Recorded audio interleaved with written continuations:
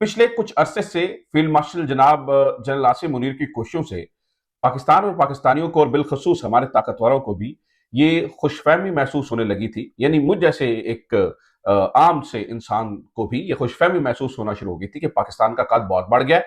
अब दे माहदे पे माहिदा पाकिस्तान के साथ होगा, हमारी मैशत जो है वो बिल्कुल छा जाएगी, बल्कि रॉकेट फ्लाई करेगी, क्योंकि हमने दुनिया के बहुत बड़े बड़े मसलों को हल करवाने में एक बहुत बुनियादी किरदार अदा किया है। नाज़रीन, माजरत के साथ ये खुशफहमियां दूर करने का वक्त आ गया है, क्योंकि हमें इनाम मिलेगा या नहीं मिलेगा, सजा मिलना शुरू हो चुकी है। एक ऐसी खबर नाज़रीन आज मैं आपके सामने रखूंगा जिससे ये सारे ख्वाब माजरत के साथ बड़े मुझे अफसोस से कहना पड़ता है कि चकनाचूर हो रहे हैं, मेरे भी, आपके भी, तमाम पाकिस्तानियों के भी, और इनफैक्ट टॉप ब्रास के भी, इस्टेब्लिशमेंट के भी, फील्ड मार्शल के भी, तमाम। यानी ये खबर एक बहुत ही अ, अजीब और गंदी और बुरी खबर है जो मैं आपके सामने रखने वाला हूं। ये खबर अमेरिका से आई है, ये भी मैं आपको बता दूं, और इन्होंने हमारी उम्मीदों के बिल्कुल बरअक्स काम करना शुरू कर दिया। हम कुछ और चाह रहे थे, ये हमारे साथ कुछ और ही करने के मूड में। ये खबर क्या है, आज की वीडियो में इसके ऊपर हम तफसीलन बात करेंगे। इसके अलावा सुहेल खान अफरीदी की नाज़रीन कुछ मुलाकातें जिनके बारे में बताया जा रहा था कि सुहेल खान अफरीदी इमरान खान के हवाले से कोशिश कर रहे हैं। अब सार आलम अब इस पूरे मामले के अंदर इनसाइड डिटेल्स लेकर आए हैं। गो के ये नून लीग की के करीबी सहाफी समझे जाते हैं, लेकिन ये इनसाइड डिटेल्स लेकर आए हैं कि इस माहदे के अंदर अब क्या क्या हो रहा है। और सुहेल खान अफरीदी जो अदालत गए हैं, ये उसी मुलाकातों की कड़ी है, और कुछ लोगों को रिलीफ मिलने वाला है, कुछ लोग जो है वो कैद से आजाद होने वाले हैं। उसके लिए बुनियादी एक अंडरस्टैंडिंग हो गया। तो कौन कौन कैद से आजाद होने वाला है, पीटीआई में कौन कौन जेल से बाहर आ रहा है, और सुहेल खान अफरीदी की क्या वाकई एक बड़ी कामयाबी के साथ एक मुआहिदा होने जा रहा है, और इसका फायदा इमरान खान को भी होगा, और 1.5 साल के लिए हाउस अरेस्ट, ये क्या बातें चल रही हैं। अब सार आलम क्या पेंडोरा बॉक्स खोल लें, इसके ऊपर कुछ चीजें मैं आपके सामने रखूंगा। और जनाब, तीसरी बड़ी खबर, आज मुझे भी पता चला है कि हमने इंडिया और पाकिस्तान की लड़ाई के दरमियान 100 त्यारे मारे। ये कैप्टन सफदर साहब कह रहे हैं, और वो क्या इरशादात फरमा रहे हैं, इसके ऊपर भी कुछ चीजें। और नाज़रीन, फिर चूंकि पहली खबर अमेरिका के हवाले से है, तो आखिरी खबर भी जो बहुत इंपॉर्टेंट होगी वो भी हम अमेरिका के हवाले से करेंगे। खास तौर पर अमेरिका के अंदर जो है वो लड़ाई शुरू हो चुकी है। सदर ट्रंप को हटाने की कोशिश जो है वो तेज हो चुकी है, और उसके लिए कुछ इकदाम भी उठाए जा रहे हैं। यानी आहिस्ता आहिस्ता गेम उस तरफ जो है वो जाना शुरू हो चुकी है। इसके ऊपर भी कुछ चीजें, काफी खबरें। आपसे दरखास्त है कि चैनल को सब्सक्राइब भी जरूर कर लीजिए, और घंटी का बटन भी जरूर दबा दीजिए। और अगर आपको हमारा काम पसंद है, अगर आप हमें पसंद करते हैं, तो कोई एक सजेशन नाज़रीन आप कमेंट बॉक्स में जरूर लिखिए। और अगर आप यानी पाकिस्तान जिंदाबाद लिख दीजिए, इससे मुझे ये पता चलेगा कि आप जो है वो हमारा काम पसंद कर रहे हैं। और मैं आपके कमेंट्स को देख रहा होता हूं, मैं देखता भी हूं, और कोशिश करता हूं कि कुछ के ऊपर रिस्पॉन्ड भी करूं, लेकिन देखता मैं सारे हूं। मेरी टीम एक्चुअली देखती है, लेकिन अब मैंने पिछले कुछ अरसे से जब ये कहना शुरू किया, तो मैं कमेंट्स जाकर खुद भी देखता हूं। तो कोशिश करें कि जरूर कमेंट करें, और कोई भी सजेशन, कोई तारीफी, तनकीदी जो भी चीज हो वो जरूर लिखें, ताकि वो मेरे तक पहुंच सके। अच्छा जनाब, सबसे पहले जरा बात कर लेते हैं, ये जो खबर अमेरिका से आई है ये क्या है। नाज़रीन, पता ये चला है, यानी हम यहाँ पर इस बात की उम्मीद लगाए बैठे हैं कि पाकिस्तान के लिए सब अच्छा होने जा रहा है, हमारी मैशत जो है वो रॉकेट फ्लाई करने जा रही है। लेकिन खबर यह है कि अमेरिका ने पाकिस्तान समेत 60 मुल्कों के ऊपर नया टैरिफ लगाने का इरादा कर लिया है। और ये जो टैरिफ है ये 10 से 12.5% के दरमियान लगेगा। और इस टैरिफ को क्यों यानी लगाया जा रहा है, इस खदशे की बुनियाद के ऊपर कि यहाँ पर फोर्स्ड लेबर होती है, इस खदशे की बुनियाद के ऊपर, और पाकिस्तान का नाम इन ममालिक के अंदर शामिल किया गया। यानी एक तरफ हमें बताया जा रहा है कि हम फेवरेट फील्ड मार्शल हैं, एक तरफ हमें बताया जा रहा है कि हमारे फेवरेट वजीर आजम है, एक तरफ हमें बताया जा रहा है कि हर चीज पाकिस्तान की रिक्वेस्ट से हो रही है, जंग रुक रही है, पाकिस्तान की रिक्वेस्ट से रुक रही है। जबकि दूसरी जानिब नाज़रीन, ऑलरेडी टैरिफ ज्यादा हुए, आपको अंदाजा है, ऑलरेडी टैरिफ ने हमारी कमर तोड़ दी है। अब 10 से 12.5% मजीद टैरिफ लगाने का जो है ना वो ऐलान कर दिया क्या है। यानी इस बारे में बातचीत जो है वो शुरू हो गई है। अब ये करेगा क्या, यानी ये इतनी डिजास्टरस सिचुएशन क्यों होगी पाकिस्तान के लिए, और क्यों मैं ये कह रहा हूं कि हमें अपनी खुशफहमियां दूर कर लेनी चाहिए। नाज़रीन, उसकी वजह क्या है।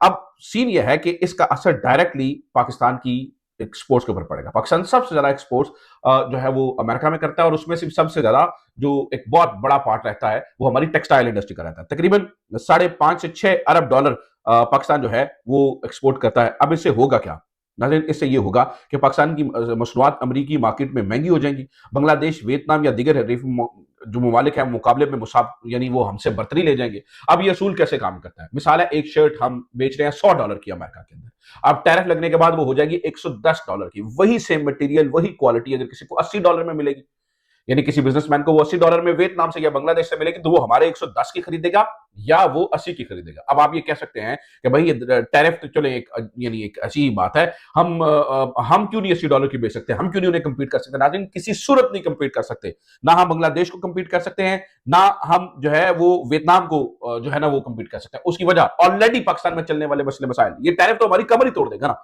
मिसाल है बिजली और गैस की बुलंद कीमतें, सनती लागत में इजाफा, बुलंद शरह सूद के असरात, खाम माल की महंगाई और डॉलर की कीमत में उतार चढ़ाव, ये वो अवामिल हैं जिन्होंने ऑलरेडी पाकिस्तान की मैशत की कमर तोड़ के रखी हुई है। हमारा एक्सपोर्टर तो ऑलरेडी मरा पड़ा है, किसी सूरत बस वो सांस ले रहा है और पाकिस्तान की यानी मैशत को चलाए हुए है, किसी सूरत वो काम कर रहा है। ऊपर से जब ये 10% एक्स्ट्रा टैरिफ लगेंगे और फिर नाज़रीन आप ये देखिए ना, पाकिस्तान के अंदर ये 10% एक्स्ट्रा टैरिफ एक कैटलिस्ट की किरदार अदा करेंगे बिल्कुल हमारे जो एक्सपोर्टर है उसकी मौत करने के लिए। मैं मिसाल देता हूं, ऑलरेडी पाकिस्तान के अंदर ये चल रहा है जी, हम पेट्रोल के ऊपर फिक्स चार्जेस बनाए, ऑलरेडी ये चल रहा है कि भाई जिन्होंने ये जो मिल मालिकान और ये वो जो सोलर के ऊपर चले गए हुए हैं, इनके ऊपर जो है वो चार्जेस लगाए जाएं। ठीक है, यानी जितनी बिजली इनको सैंक्शन थी वो उतनी ले नहीं रही और ये सोलर पे चले गए, इनकी ऐसी की तैसी, इनके ऊपर और चार्जेस लगाए। तो चार्जेस चार्जेस चार्जेस चार्जेस और ऊपर से 10% एक्स्ट्रा टैरिफ। मुझे ये बताया कि पाकिस्तान का जो एक्सपोर्टर है वो कैसे कंपीट करेगा मार्केट के अंदर। उसके मुकाबले में वियतनाम का एक बंदा बैठा होगा, उसके मुकाबले में बांग्लादेश का एक बंदा बैठा होगा, उसके मुकाबले में भारत का एक बंदा बैठा होगा जो पाकिस्तान से कंपैरेटिवली बहुत कम कीमतों में जो है वो वही चीज, वही शर्ट, मैं शर्ट की एक मिसाल दे रहा हूं आपको, वो दे रहा होगा। तो मुझे बताइए कि पाकिस्तान जो है वो कैसे उसके अंदर कंपीट करेगा। तो ये तबाही और बर्बादी फिर गई है ना। यानी अब हमें पूछना चाहिए अपनी टॉप ब्रास से कि भाई आप जो ये सब कुछ कर रहे हैं, ठीक है, डेमोक्रेटिक क्रेडिट आपको मिल रहा है, इसके अलावा आप यानी आम आदमी को, मुझे और आपको कब फायदा होगा इन चीजों से? हमें तो तब फायदा होगा ना जब स्टेट टू स्टेट हमारे रिलेशंस बहुत अच्छे होंगे और वो हमें कम से कम इस लिस्ट से एग्जेम्प्ट कर दें। उन्होंने कहा ना ना ना, पाकिस्तान में पाओ इस लिस्ट ਦੇ ਵਿੱਚ, यानी हमारा फिर क्या ही फायदा इस पूरे मामले के अंदर। अच्छा जनाब, एक खबर तो ये। दूसरी खबर नाज़रीन, सुहेल खान अफरीदी की होने वाली मुलाकातें और उस सिलसिले में बनने वाली बहुत सारी चहमगोइयां और उस सिलसिले में होने वाली बहुत सारी बातें। अबसार आलम साहब इसके ऊपर कुछ लिख रहे हैं। अबसार आलम साहब बताते हैं कि खैबर पख्तूनख्वा के वज़ीर आला ने इस्लामाबाद हाई कोर्ट में दरखास्त दायर की है जिसमें इमरान खान से मुलाकात की इजाजत मांगी गई है। अब उन्होंने अंग्रेजी में एक ट्वीट किया है, मैं उसका उर्दू तर्जुमा आपके सामने रख रहा हूं और उन्होंने इनसाइड स्टोरी देने की कोशिश किया। ये बहुत इंपॉर्टेंट खबर है।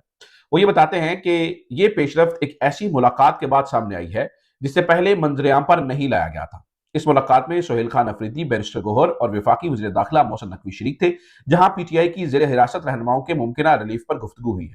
जिन शख्सियात के बारे में गौर किया जा रहा है इनमें बुशरा बीबी, डॉक्टर यास्मीन राशिद, एजाज चौधरी और मियां महमूद रशीद शामिल हैं।